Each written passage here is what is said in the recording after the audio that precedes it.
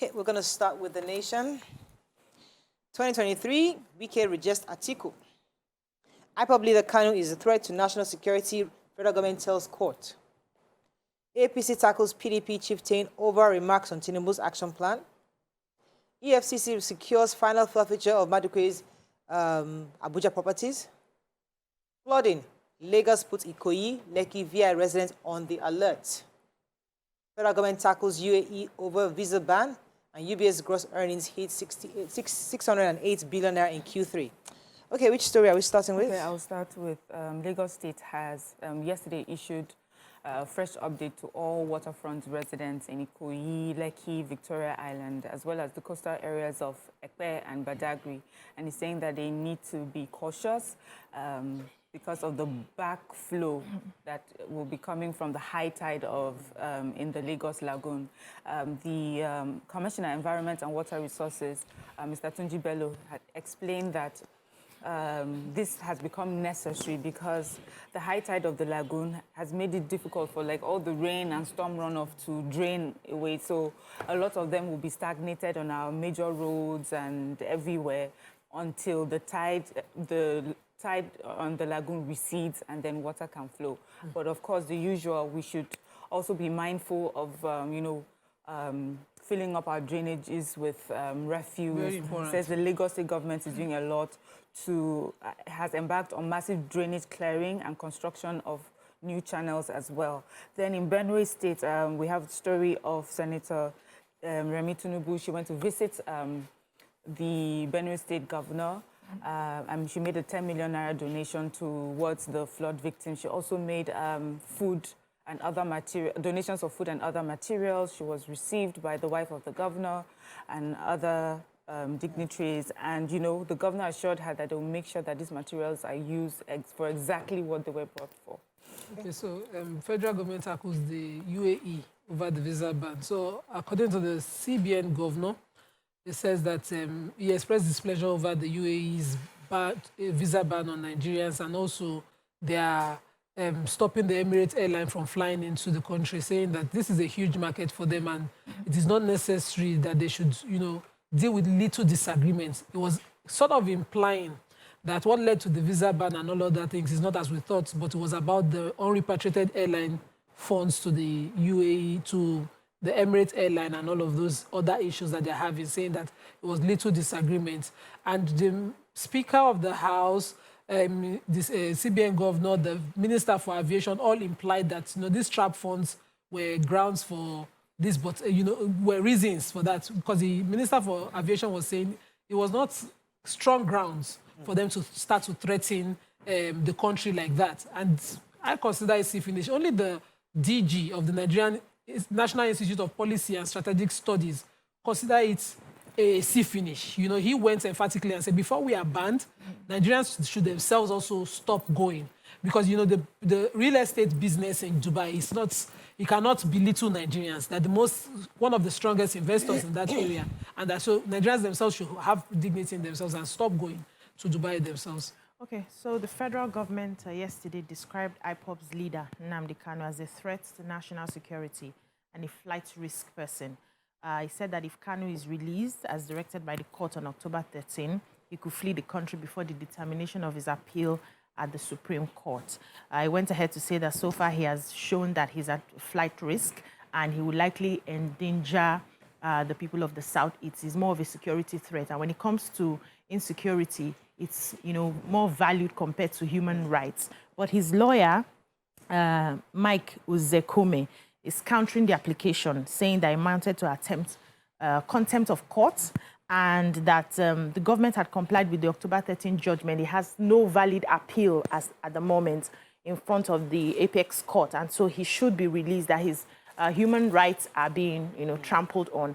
And also that when they announced that he was going to be released, there was so much peace in the Southeast. So he's not going to, you know, endanger the Southeast. Actually, it will even calm the tension down. I don't know why the court has given that he should be released. Pending when the appeal court is heard, I think he should be granted his fundamental human rights. Because they have a right to appeal, so that's what we want to do going on. Okay, so Governor Wike has once again reiterated his vow not to campaign for the flag bearer of the PDP, Atiku Abubakar. He specifically said that it's clear they don't need him for the campaign. Therefore, they don't need the Rivers people. He was saying this during the inauguration of the Rivers State Campaign Council for candidates within the PDP, who obviously will be running for office next year. So I have seen how people will disrespect a state. I've never seen how people will disrespect a state like Rivers and go and choose those who are enemies of the state without contribution from us. So let's campaign for those who actually respect us, the governorship candidate, senatorial candidates, and all that. So according to him, he will campaign for the others within the PDP, but he will definitely not campaign for Atiku Abubakar. And he's holding his ground on that. Moving on quickly now to the Punch. U.S. terror alert, Atiku Tinubu, Obi demand security beef up, reject campaign suspension. Contraband seeking soldiers kill Ogun businessman, mob lynches officer. Diezani forfeits Abuja mansions, luxury cars to federal government. Over 10,000 Nigerian doctors practicing in the UK, NMA laments. Tanker explosion grounds Lagos-Ibadan Expressway, 2 dead. ASU, FG to modify IPPIS in 3 months. External debt rises to $40 billion under Buhari. Floods, Buhari demands action plan, Bayelsa gets donations. Okay, which story are we starting with? Okay, human interest. Okay. Yeah, go ahead. You want to go? No, you go. Okay, so 2 persons were among 3 occupants of a diesel-laden tanker that fell on the long bridge along the Lagos-Ibadan Expressway yesterday died. According to this report, the tanker rammed into the barricade on the road and fell over, the contents spilling, but the head of the tanker falling over the other side, and it immediately went into flames. And 2 of the occupants died. They did not confirm the state of health of the survivor of that, the 3rd person. But the issue was quickly handled by security and safety officials. The content that spilled was quickly controlled, but that caused a bit of traffic yesterday and has been put under controlled now, according to the police public relations officer of Ogun State, Abimbola Oyeyemi. Yeah. Picture story. So the Federal High Court in Abuja on Monday ordered the final forfeiture of 2 Abuja properties and 2 luxury cars belonging to former Minister of Petroleum Resources, Mrs. Diezani, Alice Madueke. So the properties were mentioned. They are 2 highbrow properties. They said one is in Asokoro and the other in Maitama. They were valued at one over $2 million, and the other one is 380 million, and a couple of luxury cars, so black BMW and a Jaguar, and their value out there. But there's a process. So EFCC, the report shows that there was a process. First of course, the court had asked that EFCC put in the dailies that these properties were up for forfeiture, and if anybody had anything against the forfeiture of these items, they should come forward. And since April 6th, when this was done, no one came forward, and so finally it's gone for final forfeiture. Okay, let's go on a quick break. When we come back, we continue with our review. Stay with us. We'll be right back. Thanks for staying with us. Okay, we have a story in Punch. Yes, so soldiers who came in from Badagry to Owode Idiroko in Ogun State allegedly shot a resident dead. So what happened was that they came and they were looking for contraband. So they went into Owode market. They were opening shops, cutting away with bags of rice. And one of the owners of the shop was trying to appeal to them to take it easy, trying to understand what was happening. Said the residents were even bothered the fact that it was soldiers who came to, take these rice, searching for contraband instead of customs. They were used to customs coming from time to time, but then they were soldiers. And then he was appealing to them. They ignored him. They were cutting away with the bags of rice. But his younger brother decided to try to stop them, and they shot him in the head on their way out. So residents of the area were very upset. They just caught on a naval officer who was on his own, had no business with what happened, and lynched him to death. Oh, my Lord. So the police has waded into the matter. They said investigations are ongoing. They are going to, find the people who killed the naval officers. They are going to find the soldiers who killed this young, innocent 30-year-old man. And oh, man. Just goodness, this is really sad. Sorry. You self-helped in it. I was going to take the story of, that story just threw me off. So the US and the UK missions had sent a terror alert warning their citizens in this country of possible terror attacks, especially in the FCT. So many of us read that message from both US and UK. And on the backdrop of that, many of the spokespersons of all the major political parties running for office are saying that they are requesting that government beefs up their security, saying they're not going to cancel their rallies, that they're not going to stop the plan for all their various rallies across the country, but they're asking that government will beef up security for them. The defense headquarters said that they're on top of the situation, that they are sure that there are no reason to be afraid, that they are on top of it. And we just hope that nothing really bad happens, as two countries have won their citizens. Moving on quickly now to Vanguard. Biafra, why we won't release Kanu, FG tells appeal court. Rivers PDP won't campaign for you, Wike tells Atiku. Nigeria will break up if BBC wins, says Obaseki. Flood, Buhari gives minister 90 days ultimatum to produce preventive plan. Over 10,000 doctors left Nigeria for UK in the last 7 years, says NMA. Rishi Sunak emerges British Prime Minister, warns of economic challenges. Panic as petrol shortage emerges in Lagos. How we prevented flights, says Emefiele. My plan to fix flooding if elected president, says Peter Obi. Okay, which story are we starting with? The Kaduna State chapter of Nigerian Medical Association, while celebrating the what they call its 2022 Physicians Week, talked about the brain drain happening in the health sector, and it says that Nigerian doctors have been rendered unimportant by successive governments for inadequate attention to the health sector, and they're blaming the government for the exodus of Nigerian doctors to different countries. They also shared some statistics. They said in January 1st, 2022 and September 30, 2022, about 1,307 doctors trained in Nigeria were licensed in the UK. And overall, 10,296 doctors who obtained their degrees in Nigeria currently practice in the UK. This is, a scary phenomenon, of course, and we hope that the government would, play its role in making sure that everything that is needed, proper facilities, well-trained doctors, pay them proper welfare for our doctors and things like that, things that we hear over and over again.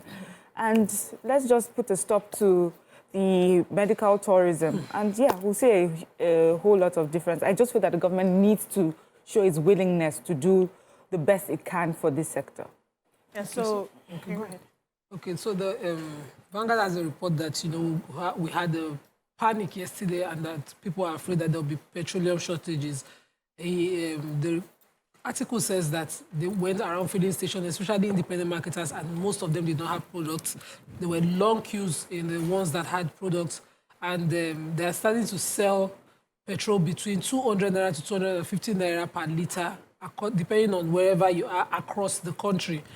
And the National Operations Controller, Independent Petroleum Marketers Association, IPMAN, Mr. Mike Osatui, says that this is due to unsteady supply in the product in the past few days, that they've not been able to get, products across. In Abuja, they are not getting, and this is due to the flooding in Kogi State, and now tankers are having difficulty crossing the Baje-Age Highway in Niger State as well to cross with products across to Abuja. So there are areas that are suffering due to the flood, but the one in Lagos is due to unsteady supply of products. I'm hoping that they quickly step in before we start to have another hardship forced on the people.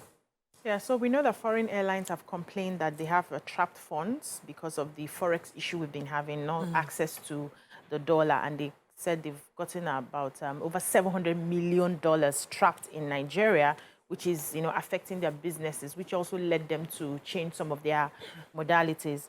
But the central bank governor, Godwin Emefiele, has said that they've tried as much as possible to pay out some funds to them. Because first of all, the International Air Transport Association representative, Mr. Fatokun, said no effort had been made to reduce the backlog, and that only $265 million has been earmarked for the disbursement to the foreign airlines. But Emefiele said that no, we've been having conversations with you guys. We've tried as much as possible to pay something, and he went on to reel out how much they had paid so far. So he said, we did 110 million in sport, and the rest 60 days forward. On that day, we allocated to IATA $32 million through UBA. Qatar Airways got 22.8 million through Standard Chartered. Emirates got 19.6 million through Access Bank. British Airways got $5.5 million through GTB. Virgin Atlantic got 4.8 million through Zenith, and so on. And they're still making efforts to see how they can pay back some of the money. He said he doesn't print the dollar. He has been accused that he's always printing naira. He can't even print dollar. So the only way they can get dollar is either they borrow or, there's a transaction in business, and then he's able to pay. And he's appealing to them to understand that recession is all around the world. You must give us a form of understanding to see the struggle we are going through here, and also ensure that you give the Nigerian Air a landing permit so that it relieves you of the burden of having to do the transportation back and forth. We're just trying to see how we can still satisfy them and they satisfy us. All about reciprocity. Nice. So I was going to talk about Rishi Sunak. He's the new Prime Minister. The first Hindu. Was born in 19... Tribune. He's we my age mate. We have not sorry. She's excited about. So after being nominated by his Conservative Party MPs, he'll be meeting with King Charles today. And then he was announced yesterday. He was born 1980. Our age mate. Our age mate. In Southampton, and is the eldest of 3 children. He's married to a very wealthy lady. She's the daughter of Narayana Murthy. I think that's the founder of Infosys, which is one of the biggest companies, a businessman in India. And he's quite wealthy. So an Indian and his parents are also Indians from... So he said when they told him that, when they announced to him, he was really privileged. He said that he's dedicated to public service, and that being elected prime minister is the greatest privilege of his life. The UK is a great country, but there is no doubt we face a profound economic challenge, just like you just said, it's across the world. Everybody's facing one economic challenge or the other. So he has a lot of work. His work cut out for him. Okay, moving on now to the Nigerian Tribune. Flood give me prevention plans in 90 days. Buhari directs ministers. Father breaks 8-year-old son's hand for disturbing his sleep. That was a painful story. Government kidnapped driver, 10 passengers in Benue. Smugglers kill customs officer, injure 3 others in Kwara. Over 10,000 Nigerian trained doctors now practicing in UK, says NMA. FG to incorporate Utah's peculiarities into IPPIs within 3 months, says Accountant General, which is great news. Nigeria will break if APC wins. And why I won't campaign for Atiku, says Wike. Okay, which story are we taking? Flood quickly. So the president quickly has directed the Minister for Water Resources, the Minister for Environment and that of Transportation to quickly give him a plan that he must work with over this issue of flood within 90 days. And I'm wondering why now. After that, I mean... So that's the story. I'm thinking like... And he spoke through his Garuba show. All right. After the fact. We get it. I mean... He hasn't been reading papers for the past... Just go with you. Just read your story, because... So the Nigerian Association of Women Journalists and the National Human Rights Commission are asking for the arrest and prosecution of a 31-year-old father in Owerri. Some time ago, he had beat his 8... I need to check this date again. It's 8 weeks. 8 weeks, not months. 8-week-old child. And he flogged the child with plastic hanger because the child was crying and disturbing his sleep. The mother said she left him to go and eat herself, and then she heard the baby crying, and she ran back and found that he had beat the child to the point that he broke the arm of this child. He said he now locked them up so that she could not ask for help. He locked them in the house after he realized what he had done. Anyway, she finally was able to rush him to the hospital. She said many hospitals even rejected the baby until she went to the FMC in Owerri, and they had to amputate that poor baby's hand because the father thought that his cry was disturbing his sleep. Anyway, they say the man is on the run, but we hope he will be found and arrested and prosecuted. I saw the pictures online. Look at Beautiful that. Baby. How are you a father? That's a madman, no. Yes. Okay, we have to run. That's all we can take on Front Page Review.